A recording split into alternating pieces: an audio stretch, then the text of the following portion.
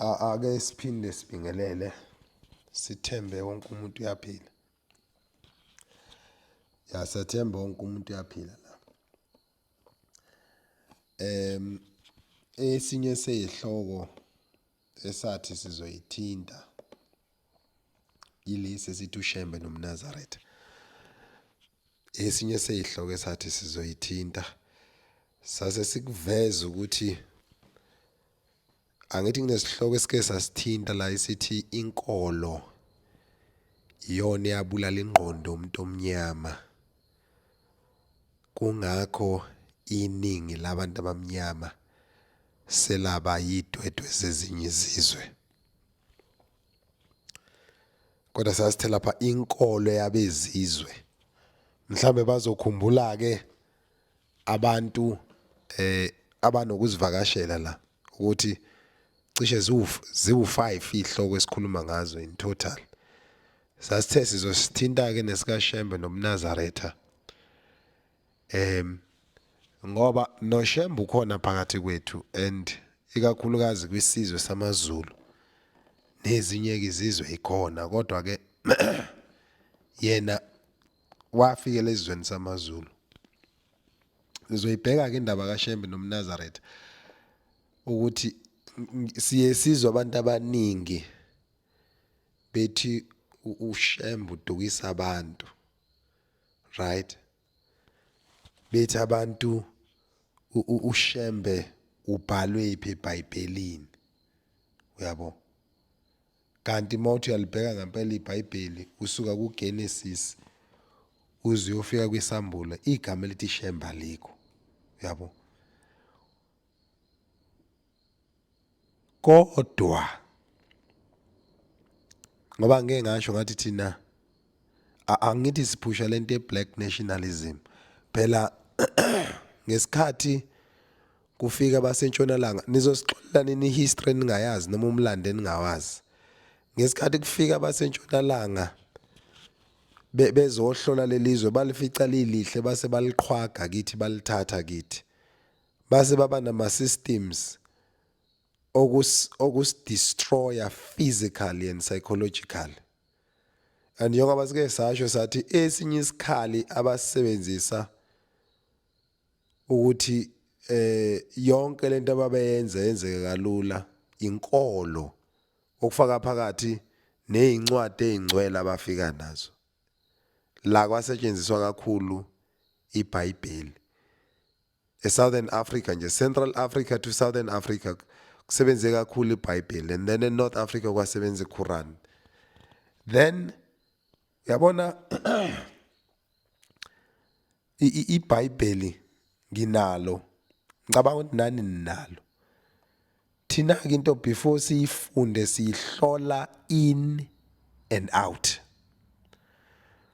Uyabo mawulufunda iBhayibheli uqala uliphenqa khona la kubhalwe khona ngamagama esiNgisi kwaphinde kwabhalwa nangamagama esiZulu. Uyabona nje lele ngiliphethe la lenziwa kune society ebizwa ngeBible Society of South Africa, yabo? Yabona lapha kubhaliwe phezulu kuthiwa iBhayibheli elingcwele. Kwase kwathiwa ukuhlelwa kokuqala kweBhayibheli kwenziwe ngo-1893. Shethi kwase kubhekwe kuma 1900 ukuhlelwa kokuqala kweBhayibheli kwenziwe ngo-1893. Yabo? U-1893 akuyona into yakudala, into very close to 1900s. Yabo? Umbuzo ke thina njengabantu abahlakaniphile makuthiwa ukuhlelwa okuqala kweBhayibheli kwenziwe ngo-1893 lahlelwa ubani? Angithi ngoba makuthiwa phela umuntu owumhleli umuntu owu-editor. Uyabona mangabe mhlawumbe uyintatheli ne mhlambe yephephandaba noma yaka TV nani uyahamba uyolanda ake sithi nje iphephandaba uyahamba uyolanda istory ubuye naso, yabo? thina sivama ukufunda kakhulu kilanga nesolezo mhlambe nebayede kwesinye isikhathi intatheli ilanda istories enazo but bese kuba khona umuntu okuthiwa umhleli ngesingisi lo muntu okuthiwa editor okuyena ohlelayo ukuthi lento kumele ime kanjani so la kuthiwa ukuhlela okuqala kweBhayibheli kwenziwa ngo1893 okusho ukuthi kunesigungu sabantu ngoba ngisho ukuthi iBhayibheli alibhalwa ngoNkulunkulu mos kunabantu abathiza abacabanga ukuthi funa sicontrol kanjani ingqondo zethu yibo ke labe kuthiwa baqala ukuhlela iBhayibheli ngo1893 kwangezona ingilosi labo kwakwabantu ayike ingilosi ebeyikhona ngama1800 lento engilosi into yakudala ngama-ancient times and we are not sure ukuthi zazikhona ngoba cishe zazama Greek zama Hebrew zama Juda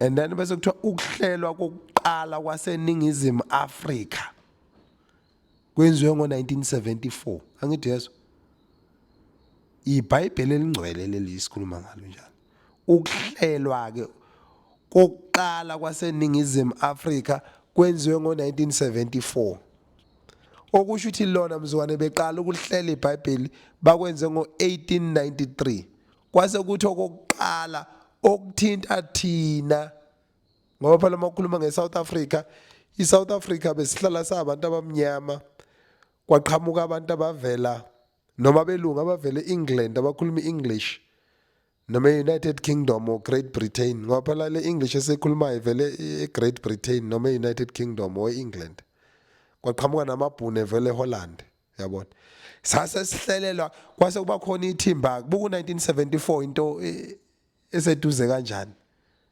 mina nje umama ubaba ongizalayo uzalwa ngo1920 something ubaba mina ozala mina kodwa kuthiwa ukuhlela kokuqala kwaseNingizimu Afrika kwenziwa ngo1974 ukuhlela kwesithathu kwaseNingizimu Afrika kwenziwe ngo2013 ukushicilelwa kwesibili kwenziwa ngo2014 buka-ke buku 2013 into recent kanjani no2014 obani laba abahlelayo uyabona ke mawudilika nalo ngapha ngasekuqaleni inhlangano abantu abahlelayo inhlangano yeBhayibheli yaseNingizimu Afrika ehlele ngo1974 nango2013 lokho abakubiza ngeBible Society of South Africa ngicela nenze njengoba nifundile ne before mhlambe ukuthi angifuni mangikhuluma kube ngathi ngidefend inkolo ethize kodwa sizoba nenkinganyana ngokukhuluma indaba kaShembe noMnazaretha ngoba yabona mawuphusha iBlack nationalism noma mangabe uyipen ubelieve kulento ekuthiwa iPan Africanism noma iAfrocentrism noma iBlack consciousness kuzozwakala ngathi mhlawumbe uchemile nenkolo yakaShembe ngoba uyabona kunalento ecasulayo iyacasula lento yokuthi yabona nje mina ngifunda isikole ngafunda esikoleni esikhandwa ama-mission ungena choice lapha ufundiswa ngenkani izitori zamaJuda namaGreek namaHebrew yabo bese kuthi nanoma yini imvelaphi yakho wena umuntu omnyama bese igxekwa yabo le nto ayiconfuse uqeda umqondo ngoba uma kukhulunywa ngoAbrahama oLuka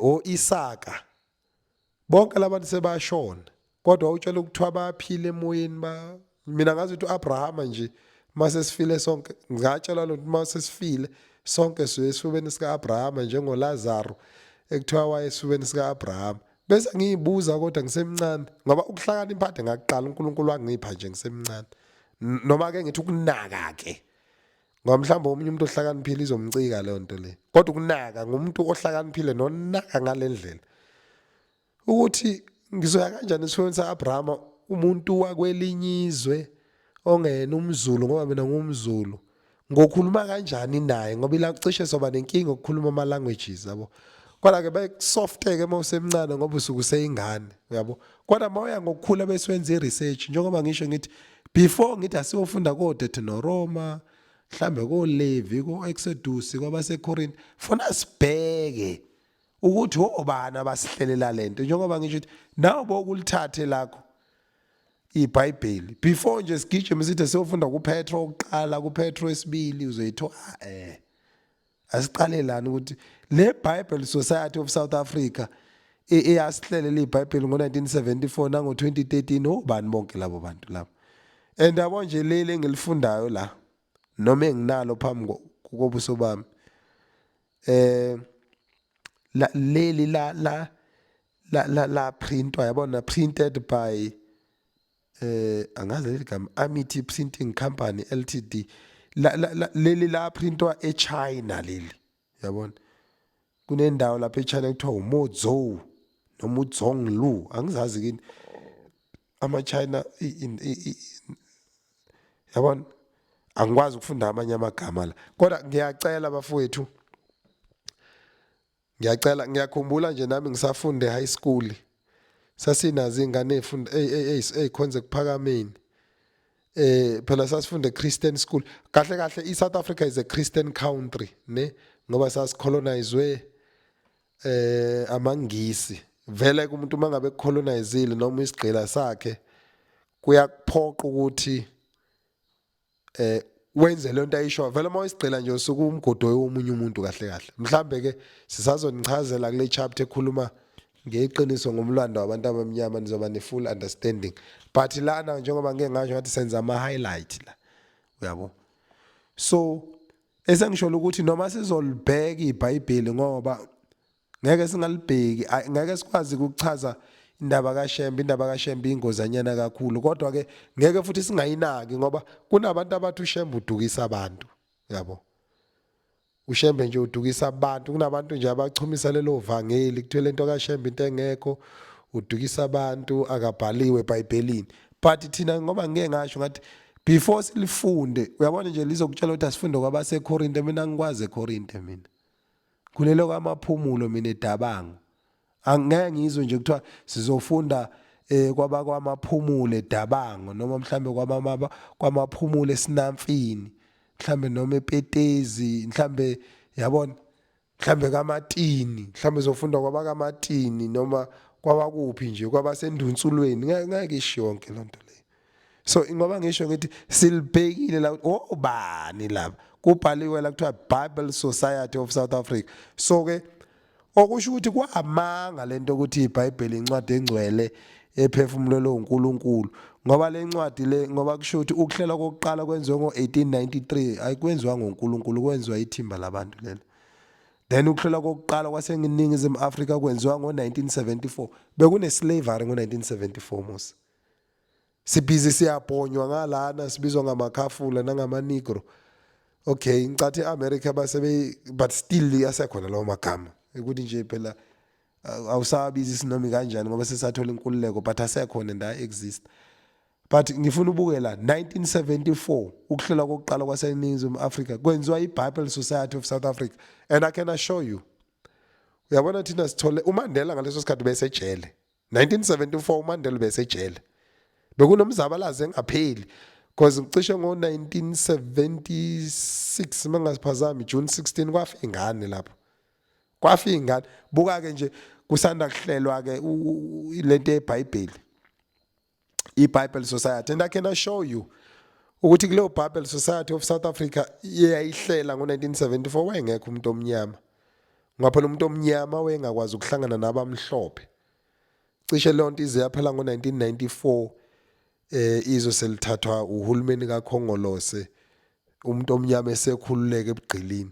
So mana ke kuyawenza umqondo ukuthi abantu abanenza igqila benze iBible Society of South Africa, balihlelele ukuthi nizofunda kanjani ngoNkulunkulu, kodwa lonto ihlelwa isigqila, umuntu okwenza isigqila ezweni lakho. Ukusuka umuntu kwelinye izwe uze ezweni lakho, uqhwaga izwe lakho, ukwenza isigqila, niyathutha nokwenza igqila kwamanye amazwe, bese kuhlelela ukuthi mawukhonza uNkulunkulu incwadi engcwele nathi incwadi ezoyisebe. Does it make sense?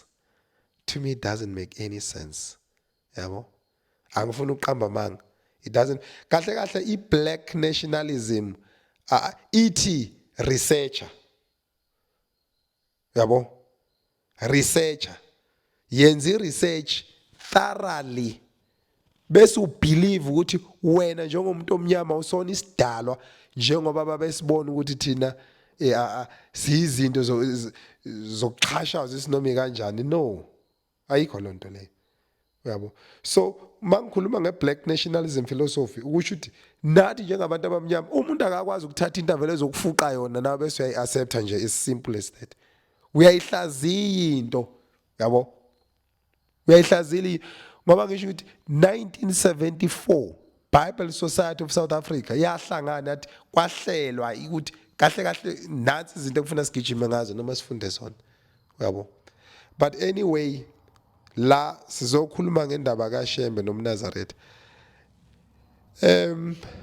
Sinalo ulwazi ngoSathane kuphela, yabo, ngoba siphila la emhlabeni bafethu, take it or leave it. Ayikho thina into esoyiqhokisa. Yabona emhlabeni, yabo, ngoba ngikhuluma la ngingafa noma inini. Mhlambe ngingaginqika nemoto ngife. Uyabo? Mhlambe ngaqhamuka abantu bangidubule ngife. Yabo? Mhlambe bangangidlisa ushevu. Mawumuntu uphila ungafa noma inini. Angithi yabo? So kunezinye izinto ekufuna sibe sixwayisana ngazo ngaphandle kokusaba ukuze nezingane zikwazi ukuphila eqinisweni. Angithi yabo? So kunezinto engamele sisaba ukukhuluma ngazo. Mhlawumbe ngoba nakho sisaba ukuthi sofa ngoba vele kuyafana sogcina sifila, akekho umuntu ophila ingunaphakade. Umuntu uphila enyameni kuhamba ufe. Yabo?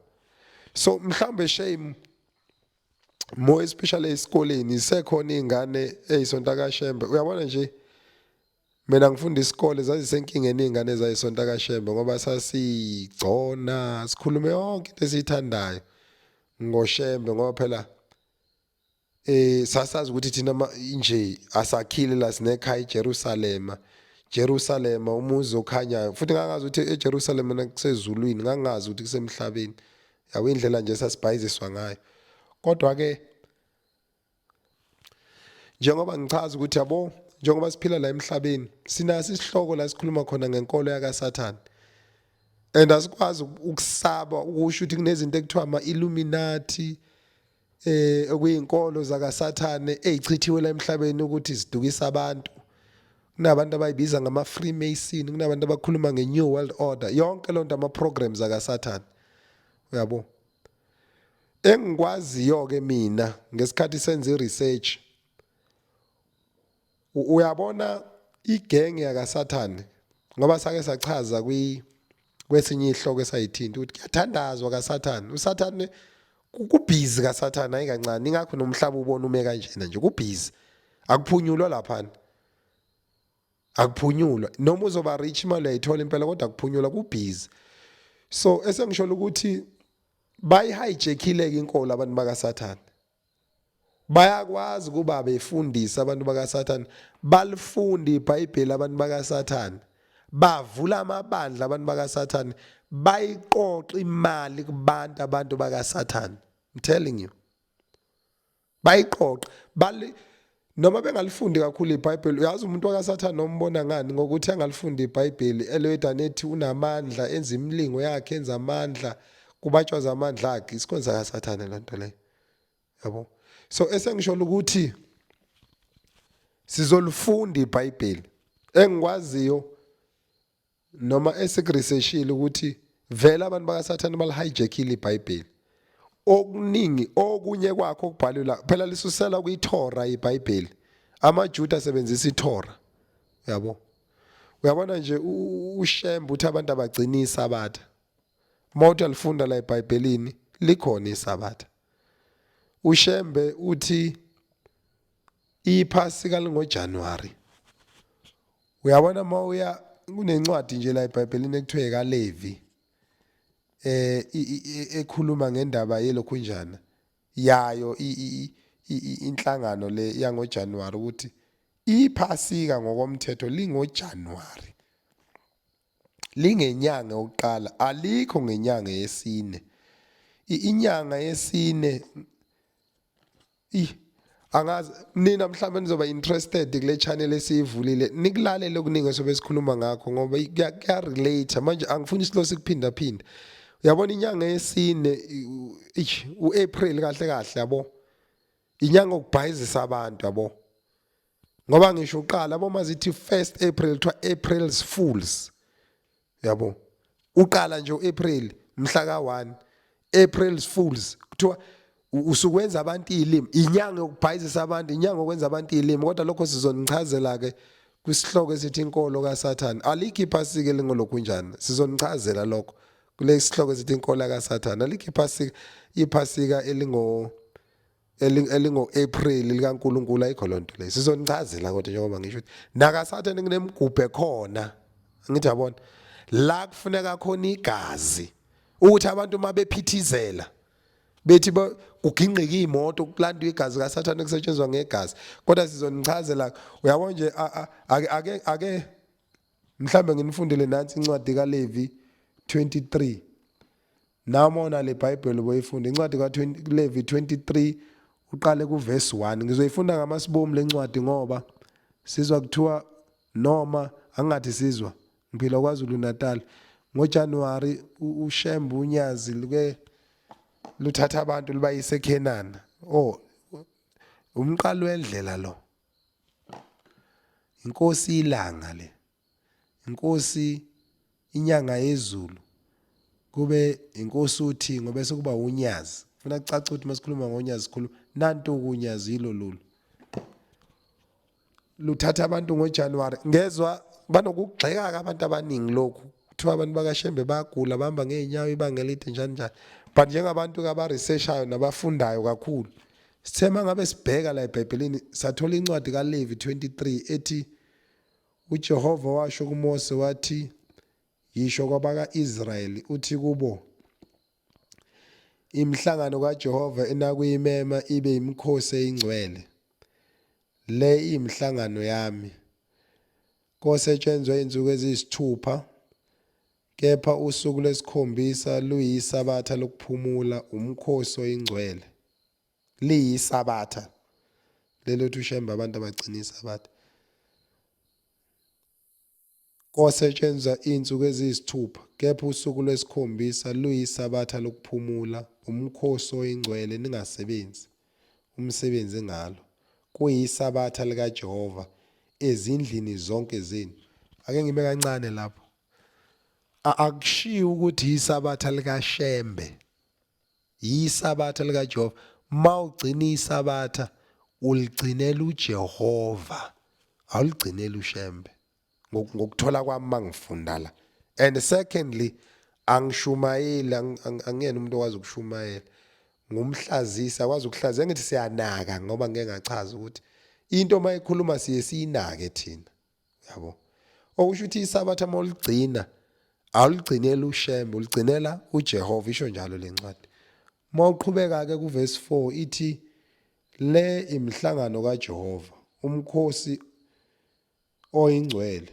eniyakuyimema ngezikhathi zayo kuverse 5 uLevi lo Levi 23 sesekuverse 5 njengamanje besithi ngicela ulalelisise kahle ngenyanga yokuqala ngosuku lwe14 kusihlwa kuyiphasika cela ukuma lapha nawe uyiqhubekela ithi lencwadi ngenyanga yokuqala inyanga yokuqala bafethu ngokwazi kwami uJanuary ngokwazi kwami inyanga yokuqala uJanuary ithi lencwadi ngenyanga yokuqala ngosuku lwe14 shothi mhla ka14 January kusihlwa ebusuku kuyiphasika isho njalo lencwadi le so ngithi angiyifunde ngamasibomu noma senza ama highlight ngithi angiyifunde ngamasibomu ngoba uJanuary yabo nje namhlanje umhla ka15 January 2024 uShembe usentabeni unyazi lwezulu usentabeni uyisama Nazaretha mawuthi uyafunda la wenze okuyikho iBhayibheli thina silifundela lonke ngoba ngeke ngisho ukuthi sabantu abaphilela ukufunda nokuhlaziya silifunde lonke iBhayibheli so into esizoyenza uma sokhuluma ngoShembe noMnazaretha ngoba indaba kaShembe ibucayi ayikhulunywa yingane thina sizwa ukuthi uShembe akabhaliwe eBhayibhelini vele sithe masangabe seliqala kwisambulo sophuma kwiGenesis kuGenesis sophuma kwisambulo asilitholanga igama elithi Shembe kodwa zonke lezi zinto ezenziwa uShembe zikhona la eBhayibhelini. Abantu abathi bakhonza uNkulunkulu abangazenzi kodwa bese kuba nokudideka ukuthi mana kanti le ncwadi iphathwelani, so ingakho ngithi sizoyifunda. Yabona, phela isizathu salokho bazosixolela mhlambe nabasonta khona. Uyabona nje mina ekukhuleni kwami mina ngathi uShembe wandisa mina. Ngangithi ngifuna ukuyibamba lento kaShembe emncaneni bami. Ngoba ngisho ngithi uyabona mawukhulela emakhaya yakudida lento yesonto ngoba moya esontweni baxova ngo Maria no Abraham yonke lo genge le. But uthothi wena la ukhula khona nikhula nezinsizwa. Yabona mawukhula nezinsizwa ke bazokwazi ke abantu abakhulela emakhaya ukuthi izinsizwa yini. Hayi obhamfoqo laba abangazazi. Yabo. Uba nokudideka okuningi sasithi seyilandelela lento imoto yafika esikoleni kuyathandazwa mfethu esikoleni. Yabo. Zibuya nge-white nationalism bese udideka. So ekukhuleni kwethu ngoba sikhulile nje ngoba ngisho iBhayibheli sesavele salifunda lonke thina ukuze singarobheki, and sakuthola ukuthi okuningi okukhulunywa uShembe noma okwenziwa uShembe kula eBhayibhelini. But labantu abathi bakhonza uNkulunkulu abakwenzi, baliphatha kodwa iBhayibheli njengesabatha nje. Isabatha abantu abaligcini, bathi isabatha ligcinwa abantu bakaShembe. Kodwa mawuthi uyafunda le ncwadi engiceda kuyifunda kuthi isabatha ligcinwa uJehova ligcinwa uShembe. Abantu abaligcini kodwa isabatha. So ezinye sezinto esizoyibheka ukuthi kahle kahle abantu benzani esontweni mawuthi lezi zinto ezibhalwe la abazenzi. Angithi uyabona?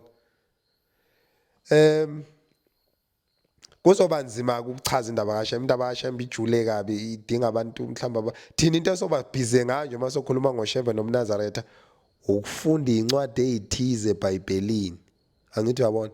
Nakhona siyifundelani sesenzela. Uyabona phela bafowethu lihle iqiniso. Uyabona thina nje esikoleni la engafunda khona kusukela eprimary, uyabona esikoleni bekunento ebizwa nge-religious education. Yabona nje mina ngifunde kokovuma le kwamaphumulo, ubufuka ufunde ka first year bese uyofunda ka second year, wafika ka second year nje it's a religious education baba, zibuya ngeBhayibheli one way.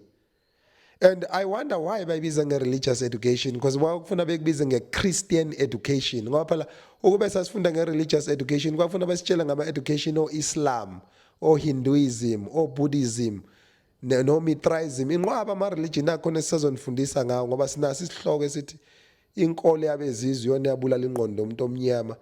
Kungakho iningi labantu abamnyama selaba yidwedwe zabezizwe. Sisazonifundisa kakhulu lapho ngezinto ezithinta inkolo. Yabo. So isizathu sokuthi sikhiphele kaShembe nje uqekelele ukuthi sifunde nanti iBhayibheli, silifunde bafethu iBhayibheli, sibone ukuthi okwenziwa amaNazaretha kuyikho yini noma kusikho, ngoba asibanga nayo inhlanhla yokuthola indaba kaShembe ebuncaneni bethu. Sasithi masithi sayilandelela indaba kaShembe kuthi uShembe udukisa abantu, uShembe akekho eBhayibhelini, uShembe wandiza washona. Sakhula sinaleyo mfundiso to a point ukuthi sasibadelela abantwana basonta kaShembe. Mhlambe kungenzeka isikole ade ngasiqeda mina. Ngaqeda kudala isikole ngama late 90s ngaphuma esikoleni. So kungenzeka ukuthi kunezingane mhlambe esonto eNazaretha ezinaleyo challenge yokuthi kuthiwa uShembe wandiza, uShembe udukisa abantu, uShembe uyilokhu, uShembe uyilokhu. Ngoba thina uNkulunkulu usiphila isineke sokufunda. Uyabona? uNkulunkulu usiphila isineke sokufunda ukuthi nje thina masihleli into esihlalelayo ukufunda, ukuhlaziya izinto ezithinta umuntu omnyama ngoba siconcern kakhulu ngabantu abamnyama ngoba nathi sabantu abamnyama. Siyafisa ukuthi umuntu omnyama aphile impilo esile ekhanda. Ngiyakubona okunye physical ngoba makonakele ekhanda indaba yakhe into engekho kahle kahle. Njengoba ngisho ukuthi into esoyenza la ukuze singagaxeli sizofunda iBhayibheli. Sizolifunda bafowethu bese sibheka ke indaba kaShembe. Mhlambe sengivala ukuze mhlawumbe singagaxeli kakhulu la ngoba nathi siyasaba konke okudlala ukukhuluma ngoShembe. Yabona uma ungabheka incwadi ka Exodus 35 iqale ku verse 1 ithi cishe yokugcina le bafethu bese sivala. Ithi uMosi wabutha isizwe sonke sakwa-Israyeli wathi kubo, la mazwi asho uJehova ukubani wagcine, kuyosetshenzwa izinsuku eziyisithupha, kepha olwesikhombisa alube usuku olungcwele kini, yisabatha lokuphumula kuJehova. Ake ngithi kuma kancane lapho, usuku lwesikhombisa ithi lencwadi yisabatha lokuphumula kuJehova. Ayisho ukuthi yisabatha lokuphumula kushembe, cha. Nokusho ukuthi mawugcina isabatha uligcinela uJehova, hayi ushembe. La ngidideka khona methu umuntu mina ngiligcina isabatha ngoba ngisonto kaShembe. Akukho la ekuthiwa khona gcina isabatha ngoba usonto kaShembe. Isabatha uligcinela uJehova. Yabona? Kosetshenzwe izinsuku eziyisithupha, kepha olwesikhombisa alube usuku olungcwele kini, yisabatha lokuphumula kuJehova. Lo osebenza umsebenzi ngalo akafe. Yabo. Bese kuthi kunumber 3 lencwadi uExodus 35 sesingunumber 3 manje ithi ningabasi umlilo ezindlini zenu ngosuku lwesabatha. Isho njalo lencwadi. Yangithusa ngiqala ukuhlangana nawe uthi hawu. Phela amaNazaretha amakhulu ehlanu mhlambe before kushona ilanga noma kushaya u6 kuyacishwa imililo kuthiwa sengingena isabatha, kungabe kusapheka ukudla ngakusasa ngalolu suku thina sithi umgqibelo bona bathi isabatha, bese kungaphekwa lutho, ungabaswa ngisho umlilo endlini zamaNazaretha, kugcinwa isabatha. Naku kubhaliwe la kuExodus 35 verse 3. Kodwa mawuthi uyathola thina esithi siyakholwa kulezi inkonzo ezafika nabantu abafika nanathi incwadi, asiligcini isabatha thina.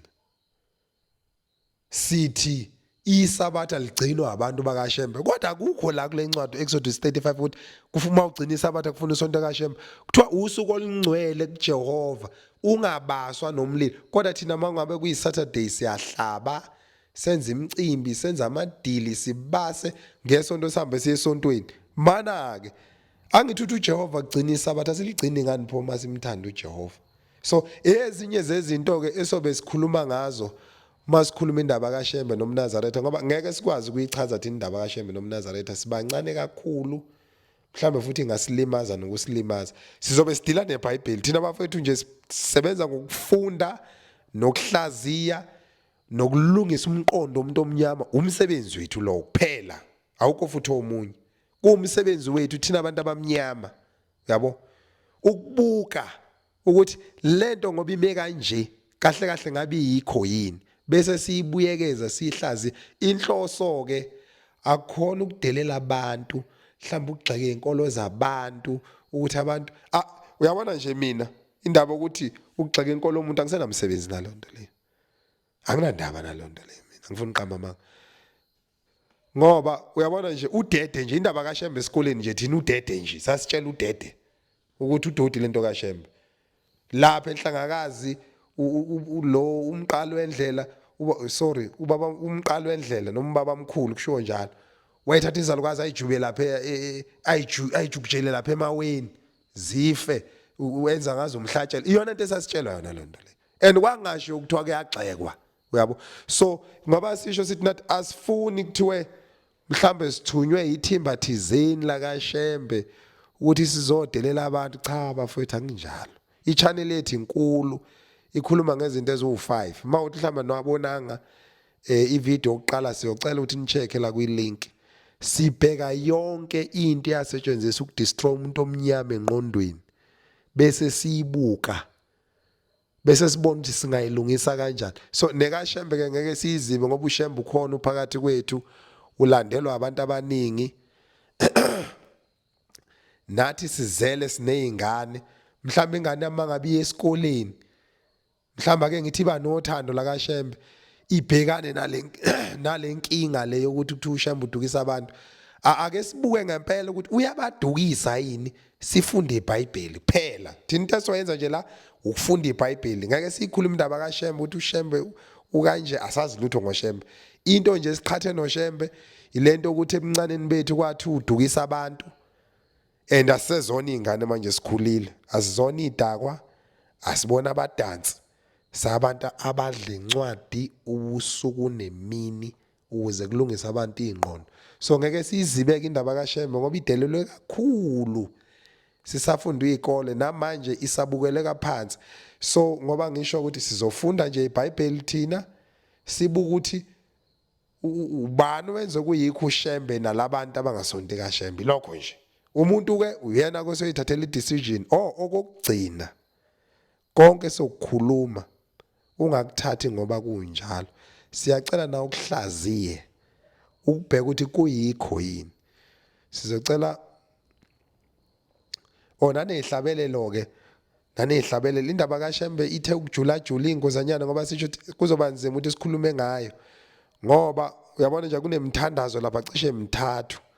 Kunomthandazo wokuvuka lo abathi uvuka nathi. So ufunde sinali na incwadi yaManazaretha ihlabelelo siyifunde zonke khululekani.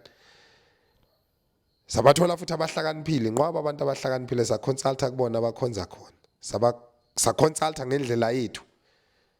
So kunomthandazo kuthiwa ukuvuka. Kube umthandazo kuthiwa ukulala. Bese kuba umthandazo weSabatha, yabo. Khona la ukuthi makhanjwa khona bese kuthiwa bandla elihle nelithobekayo lika menzi wezulu nomhlaba. Umenzi makabusise ukuvuka ubani ukuguqa kwethu nokuzithoba kwethu kushiwo njalo. Kuyona yo3 lemthandazo kuthiwa bandla elihle nelithobekileyo lika menzi wezulu nomhlaba. Yazi ngithe mangifunda lokho ngathi uShembe ngoba elandelwa abantu abaningi kangaka nje akulona ibandla lakhe. Kahle kahle ayikho into ekuthiwa ibandla lakaShembe ayikho. Ngoba mawuthi uyafunda umthandazo wokuvuka, wokulala, oweSabatha kuphindwa futhi baze bakubhala kwaba bold ukuthi igqame phela yabona into mayibhale ya bold kufuna igqame ngoba ithe ukubaleka kakhulu ukudlula lokho okunye. Kuthiwa lapha bandla elihle nelithobekileyo lika menzi wezulu nomhlaba akusho ukuthi likaShembe cha uyabo lento engeke ngizwe mabeshumayela baba bakhona bethi akekho umuntu ongavela asuka ashumuza wakhalandela umuntu nje uyabo and iyathusa lanto mawuyibuka mawube nenhlanhla wabona kuthiwa kuhamba umhlangano mhlambe iyathusa le nto ngifuna uqamba amanga iyathusa. So akuyona into esingayiziba bafowethu funa siyibuyekeze ngoba kuyasho kuthiwa leli ibandla likamenzi wezulu nomhlaba kushiwo njalo lapha encwadini kaShembe. So nathi ke ngokuthemba mhlawumbe umenzi wezulu nomhlaba kodwa ke ngoba ngisho ukuthi ngeke sikhuluma indaba kaShembe siyingane kakhulu sizobheka iBhayibheli ngoba thina uyabona incwadi esabhaxabulwa ngayo kakhulu engqondweni ile kuthiwa iBhayibheli uyabo mhlawumbe ngoba sashawa ngalo vele kuthiwa iva likhishwa ngelinye iva angithi uyabona ngeke nje mawugwazwe yiva ulanda ispedi noma ipiki kumele ulande iva elinye mawuthi sashawa ngeBhayibheli ake siyibheke lencwadi esashawa ngayo ukuthi ayikho indlela ukuthi mhlambe sibhaxabulane ngayo imqondo silungisane ngayo kodwa ke lokho sokwenza sibuka indaba kaShembe noMnazaretha. Sizocela ukuyibamba lapho kwamanje sizobonana ngegame elilandelayo. Siyabonga kakhulu ngesikhathi senu bafowethu. Inkosi Thelimusa.